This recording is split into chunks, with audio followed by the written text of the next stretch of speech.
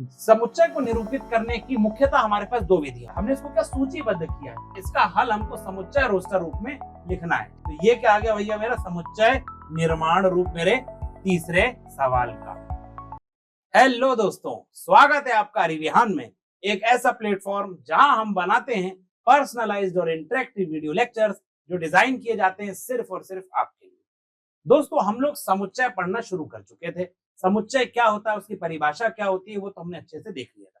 इस लेक्चर में हम देखेंगे कि समुच्चय को किस प्रकार से, कितने प्रकार से निरूपित किया जाता है, उनको रिप्रेजेंट करने के क्या क्या तरीके होते हैं। तो बिना किसी देरी के चलो फटाफट शुरू करते हैं आज का लेक्चर। समुच्चय को निरूपित करने की मुख्यतः हमारे पास दो विधियां होती है। उन दो विधियों को हम एक एक करके समझेंगे। पहली विधि होती है, उसको हम लोग बोलते हैं सारणीबद्ध रूप, जिसको बोला जाता है अंग्रेजी में रोस्टर फॉर्म या फिर टेब्यूलर फॉर्म। तो अगर ये भी आ जाए आपके सामने तो आप टेंशन लेने की बात नहीं है, ये हमारा क्या होता है, सारणीबद्ध रूप कहलाता है। दूसरा हमारा होता है समुच्चय निर्माण रूप, यानी सेट बिल्डर फॉर्म। तो सेट बिल्डर फॉर्म को ही क्या बोला जाता है, समुच्चय निर्माण रूप। अब एक एक करके हम समझेंगे कि भाई सारणीबद्ध रूप और समुच्चय निर्माण रूप ये हमारे क्या होते हैं और इनको रिप्रेजेंट कैसे किया जाता है। चलो फटाफट एक एक करके देखते हैं।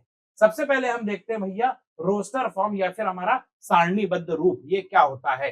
अब सारणीबद्ध रूप में क्या होता है कि हम समुच्चय के सभी अवयवों को सूचीबद्ध करते हैं। कैसे?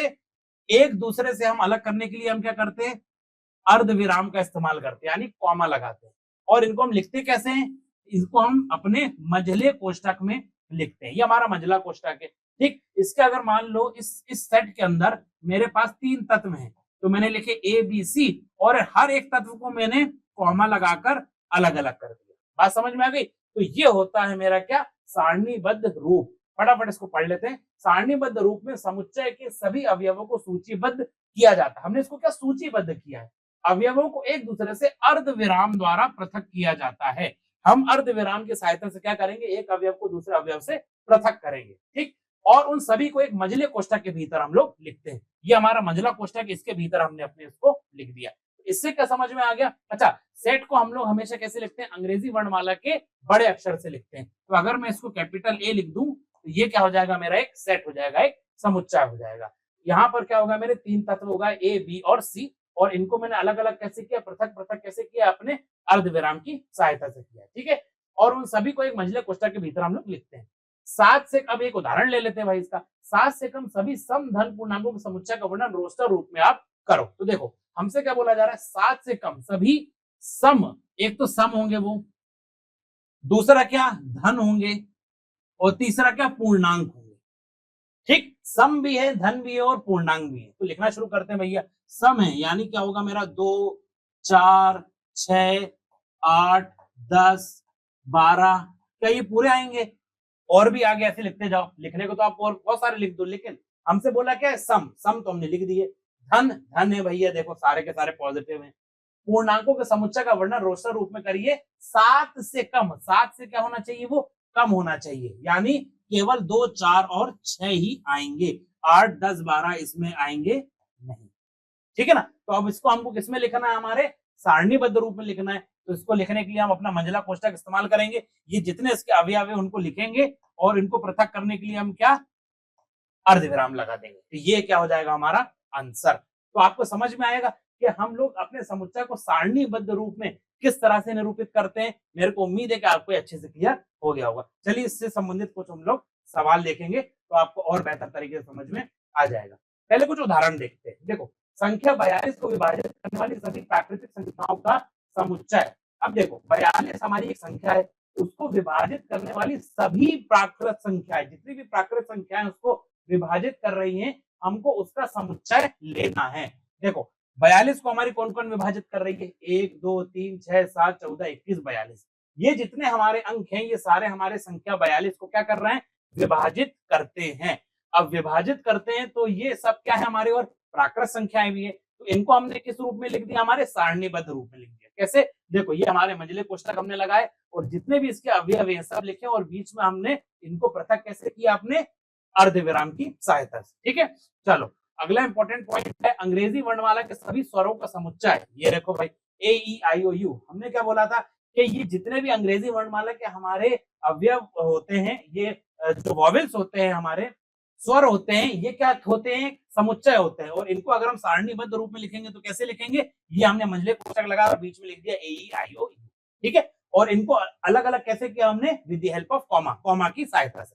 चलो अगला देखते हैं, विषम प्राकृत संख्याओं का समुच्चय। विषम प्राकृत संख्याएं, विषम भी है और प्राकृत भी है, कितनी हो सकती है, अनंत हो सकती है। तो देखो हमने लिखा 1 3 5, लेकिन हम अनंत तक तो लिख नहीं सकते, तो हम क्या करेंगे, यहाँ पर सिर्फ 3 बिंदु लगा देंगे। तो जैसे ही आप यहाँ 3 बिंदु लगाओगे, देखने वाला समझदार आदमी समझ जाएगा कि ये जो है आपका अनंत तक जा रहा है। क्यों, क्योंकि देखो ये हमारा क्या, विषम प्राकृत संख्या, ये विषम है और प्राकृत भी है। बात समझ में आ गई, वेरी गुड। अंत के बिंदु जिनकी संख्या 3 होती है, यह बतलाते हैं कि इन विषम संख्याओं की सूची अंतहीन है। तो समझदार आदमी देख के समझ जाएगा कि भाई ये 3 बिंदु लगे हैं, उसके बाद हमारा ये मंझला कोष्ठक बंद हुआ है, इसका मतलब ये जो हमारी संख्याओं की सूची है, ये अंतहीन आगे बढ़ती चली जाएगी, बढ़ती चली जाएगी।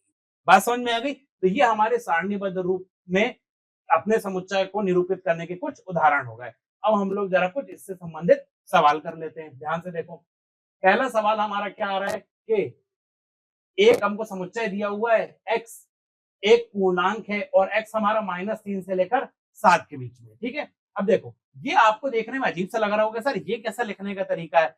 ये जो लिखने का तरीका है ना, ये अगला तरीका होता है हमारे समुच्चय को निरूपित करने का, जो हम थोड़ी देर में अभी पढ़ेंगे। लेकिन अभी आपको इधर क्या करना है, अभी आपको जो ये समुच्चय दिया हुआ है, इसको आपको सारणीबद्ध रूप में लिखना है। तो देखो x एक पूर्णांक है और x हमारा -3 से लेकर 7 के बीच में, हमको इसको किसमें लिखना है, सारणीबद्ध रूप में लिखना। चलो फटाफट लिख लेते हैं।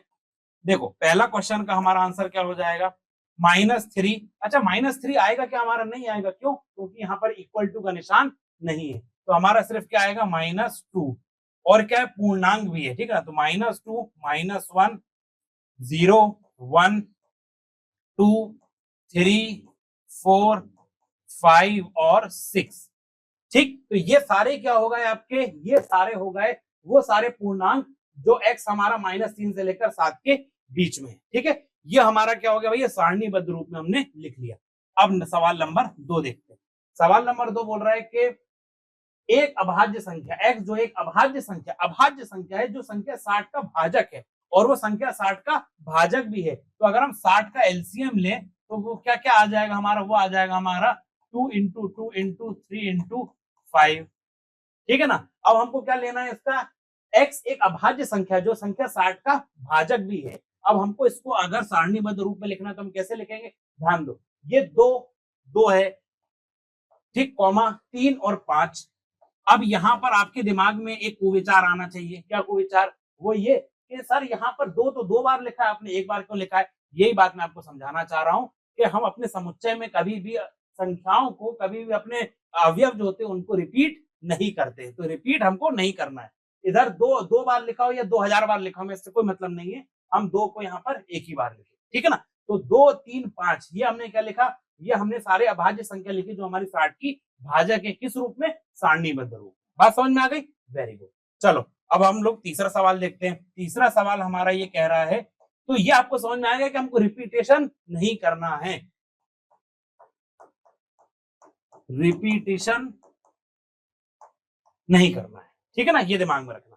चलो अब हम लोग देखते हैं ट्रिग्नोमेट्री शब्द के अक्षरों का हमको क्या लिखना है, समुच्चय लिखना है। तो लिख देते हैं भाई, ट्रिग्नोमेट्री शब्द का देखो T R I G O N, अब क्या O लिखेंगे वापस से नहीं लिखेंगे, क्योंकि O एक बार हम लोग ऑलरेडी लिख चुके हैं, तो O लिखने का कोई मतलब नहीं है।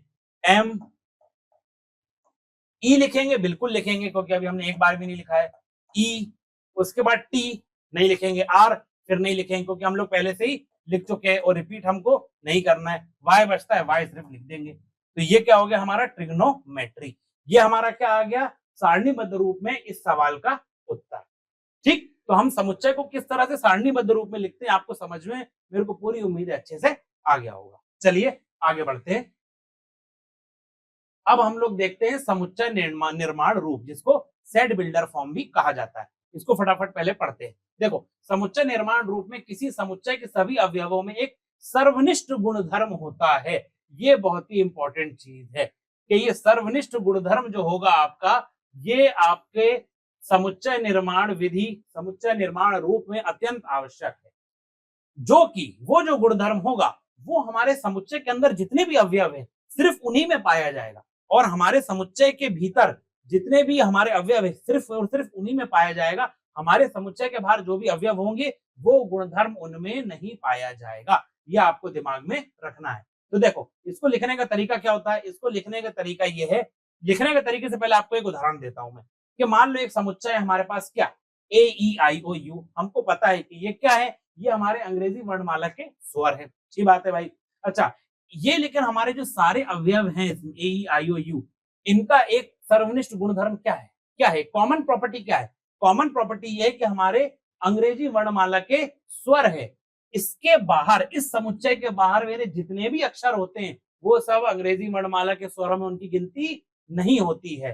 तो ये जो एक हमारी प्रॉपर्टी है, जो गुण है, वो केवल हमारे ये जितने भी तत्व हैं, ये जितने हमारे अवयव हैं, उनमें ये क्या है, सर्वनिष्ठ है, कॉमन है।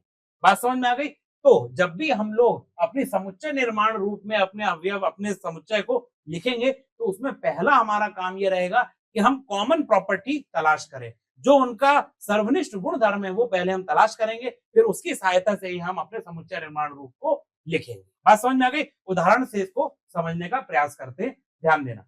देखो आपके सामने एक उदाहरण है, इसको लिखने का तरीका पहले देखते हैं। लिखने का तरीका कैसे होगा इसका, कि देखो हमारा कैपिटल वी हमारा क्या बता रहा है, हमने आपको क्या बताया था कि अंग्रेजी वर्णमाला के जो बड़े अक्षर होते हैं वो हमारे सेट को दर्शाते हैं। तो ये देखो हमारा कैपिटल वी लिखा है, तो ये हमारा एक सेट को दर्शा रहा है। इसको लिखने का तरीका क्या होगा, एक्स। ये जो एक्स होगा ना आपका, ये आपका एक जनरल टर्म होगा, ठीक है ना, ये आपका एक जनरल टर्म होगा जो कि क्या निरूपित कर रहा है, आपके सेट के अवयव को दर्शा रहा है। ये एक्स क्या दर्शा रहा है, आपके सेट के अवयव को दर्शा रहा है, ठीक है ना, ये एक जनरल टर्म। अच्छा, अब हम लिखेंगे अपनी प्रॉपर्टी, हमको हमारा कॉमन गुणधर्म लिखना है। वो क्या है कि एक्स क्या है, मेरा अंग्रेजी वर्णमाला का एक स्वर है। तो जब आपने लिखा था ए ई आई ओ यू, ये लिखना और ये लिखना दोनों एक बराबर है। ये हमारा सारणीबद्ध रूप हो गया, ये हमारा समुच्चय निर्माण रूप हो गया। बात समझ में, ये हमारा रोस्टर मेथड हो जाएगा और ये हमारा सेट बिल्डर मेथड हो जाएगा। तो अंग्रेजी वर्णमाला का एक स्वर है, ये हमने क्या लिख दी भैया, इसका एक सर्वनिष्ठ गुणधर्म लिख लिया, जो हमारे समुच्चय के सभी अवयवों में क्या है, कॉमन है। बात समझ में आ गई, वेरी गुड। तो समुच्चय वी के उपयुक्त वर्णन को पढ़ने का तरीका क्या है, इसको देख लो आप। सभी एक्स का समुच्चय जहां एक्स अंग्रेजी वर्णमाला का एक स्वर होगा। बात समझ में आ गई, बहुत बहुत बढ़िया। चलो अब हम लोग इसके उदाहरण भी देखेंगे, जिससे कि आपको ये बहुत अच्छे से समझ में आ जाएगा। निम्नलिखित समुच्चयों को समुच्चय निर्माण रूप में व्यक्त कीजिए। अब हमको ये कुछ समुच्चय दिए हुए हैं भैया, सारणीबद्ध रूप में हमको दिए हुए हैं। हमको क्या बोला जा रहा है कि इसको समुच्चय निर्माण रूप में हमको लिखना है। ठीक है भैया, समुच्चय निर्माण रूप में लिख देते हैं। ध्यान से देखो, सबसे पहले तो हमारा क्या क्वेश्चन है, 3, 6, 9 और 12। अच्छा, पहला काम तो हमको क्या करना है, इसमें सर्वनिष्ठ गुणधर्म ढूंढना है। इधर क्या है भैया, 3 है पहला क्वेश्चन, 3, 6, 9 और 12। इसमें कोई प्रॉब्लम, कोई प्रॉब्लम नहीं। अब हमको इसमें, इसको अगर मान लो हम समुच्चय ए बोले तो ये मेरा क्या हो जाएगा, एक्स। अब हमको लिखना है एक्स के बारे में, ठीक है ना। एक्स क्या है, एक्स मेरा क्या है, एक्स इज इक्वल टू, मैं लिख सकता हूं 3n। अब बोले सर ये एन क्या बला है, एन को मैं बताता हूं ना क्या बला है। एन मेरा प्राकृत संख्या है, पहली बात तो ये। और दूसरी बात क्या, दूसरी बात ये कि जो मेरा एन होगा वो 4 से कम या उसके बराबर होगा। बोले सर ये क्यों लिख रहा है, ये इसलिए लिख रहा हूं, जरा ध्यान से देखो। अगर मैं ये नहीं लिखता तो क्या अनर्थ हो जाता है, ये बताता हूं। देखो ये क्या, मेरा 3 का पहाड़ा लिखा हुआ है, 3 × 3 3 × 6 3 × 9 3 × 12। ठीक, अगर मैं केवल x बराबर 3n लिख दूं और n को कह दूं कि भैया तुम कोई भी प्राकृत संख्या हो, तो ये क्या हो जाएगा मेरा, ये मेरा हो जाएगा n की जगह 1 भी रखूंगा, 2 भी रखूंगा, ऐसे मैं लिखता चला जाऊंगा, ठीक है ना। लेकिन ऐसे हमको अनंत तक तो लिखना नहीं है इसमें, क्यों, क्योंकि हमको सिर्फ यहाँ 12 तक लिखा हुआ है। तो 12 तक लिखा है तो हमको यहाँ पर n पर भी एक शर्त लगानी पड़ेगी, और वो शर्त हम क्या लगाएंगे कि n जो है हमारा 4 से कम या फिर उसके बराबर है। बात समझ में आ गई। तो जैसे ये वाली शर्त मैंने लगाई तो फिर क्या हो जाएगा, हम n 4 से ज्यादा लिख ही नहीं पाएंगे। इधर मैं कहां पर रुक जाऊंगा, 3 × 4 यानी यहाँ 12 पे मैं रुक जाऊंगा, और 12 पे जैसे ही रुकूंगा तो भैया ये हो गया मेरा। तो मेरे को ये सारणीबद्ध रूप को अगर समुच्चय निर्माण रूप में लिखना है तो मैं कैसे लिखूंगा, इस तरह से लिखूंगा। तो मेरे को पूरी उम्मीद है कि ये आपको समझ में आ गया होगा। तो इस सवाल का जो मेरा उत्तर होगा वो क्या होगा, ये होगा। ठीक, यानी एक ही समुच्चय को लिखने के कितने तरीके हो गए हमारे पास, दो तरीके हो गए। पहला तरीका ये और दूसरा तरीका ये। क्लियर? चलो अब जो दूसरा सवाल देखते हैं हम लोग। दूसरा सवाल क्या कह रहा है, 5, 25, 125, 625। अब सबसे पहला हमको दिमाग में क्या आना चाहिए कि हमको एक उभयनिष्ठ गुणधर्म ढूंढना है।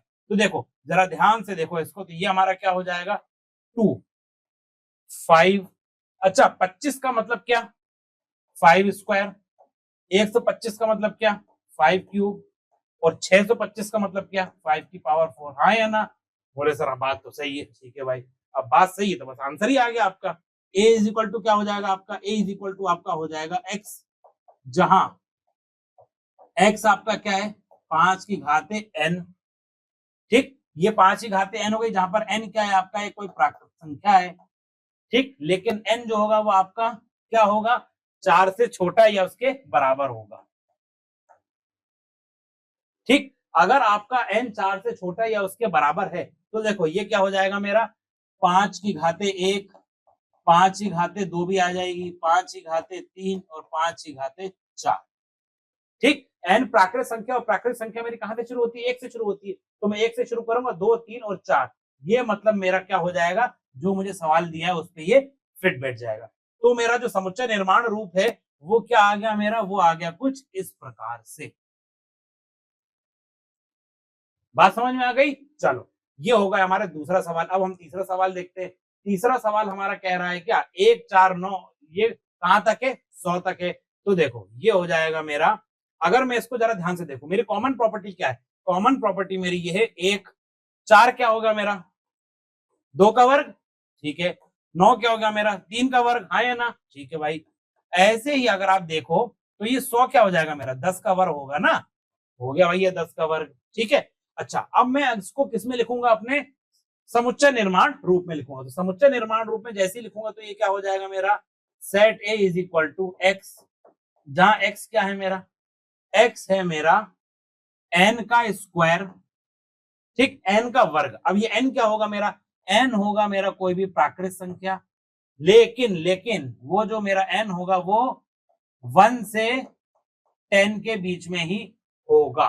1 से 10 के बीच में मैंने क्यों लिया, 1 से 10 के बीच में मैंने इसीलिए लिया क्योंकि ये देखो यहां पर मेरा अंतिम जो अवयव है वो क्या है 10 का वर्ग यानी 10 का स्क्वायर। तो देखो यहां पर जैसे मैं ये रखना शुरू करूंगा तो क्या हो जाएगा, n की जगह मैं 1 रखूंगा तो 1 का स्क्वायर, n की जगह 2 का रखूंगा तो 2 का स्क्वायर, 3 रखूंगा तो 3 का स्क्वायर, ऐसे लिखता चला जाऊंगा। 10 में रखूंगा तो क्या हो जाएगा मेरा 10 का स्क्वायर। यही तो मेरे को चाहिए था। बात समझ में आ गई? तो ये क्या आ गया भैया मेरा समुच्चय निर्माण रूप मेरे तीसरे सवाल का। ठीक, तो मेरे को पूरी उम्मीद है कि हम लोग सारणीबद्ध रूप से समुच्चय निर्माण रूप में किस प्रकार से लिखेंगे अपने सेट को, ये आपको अच्छे से समझ में आ गया होगा। चलिए आगे बढ़ा जाए। अब ये वाला जो सवाल है आपके लिए होमवर्क है। आप जैसी ही वीडियो कंप्लीट कर लो उसके बाद आप इस क्वेश्चन को सॉल्व करोगे घर में, और अगर आ जाता है सब आपको बहुत अच्छी बात है, नहीं आता तो कोई टेंशन वाली बात नहीं। अगली क्लास में पहले हम इस क्वेश्चन को सॉल्व करेंगे तभी हम आगे बढ़ेंगे। तो निम्नलिखित समुच्चय को रोस्टर रूप में लिखें, ये आपका है सवाल। f is equal to x mathematics शब्द में एक अक्षर है, ठीक है ना, ये आपको लिखना है। किसमें, समुच्चय को रोस्टर रूप में लिखना है। दोस्तों यहाँ आपको एक इंपॉर्टेंट बात, तो बहुत प्यारी बात आपको और बताना चाहता हूं मैं, कि अगर आप किसी भी टॉपिक के बारे में बहुत अच्छे से और जानकारी लेना चाहते हो, विशेष रूप से कोई जानकारी लेना चाहते हो, तो आप हमारे अरिविहान ऐप पे जाइए। वहां पर एक फीचर है ऑन डिमांड लेक्चर का। तो ऑन डिमांड लेक्चर को आप जैसे ही क्लिक करोगे तो आपके सामने जो स्क्रीन खुलेगी उसमें आप अपनी रुचि का जो भी टॉपिक का आप लेक्चर देखना चाहते हो उसकी आप जानकारी उसमें डालिए और आप सबमिट कीजिए।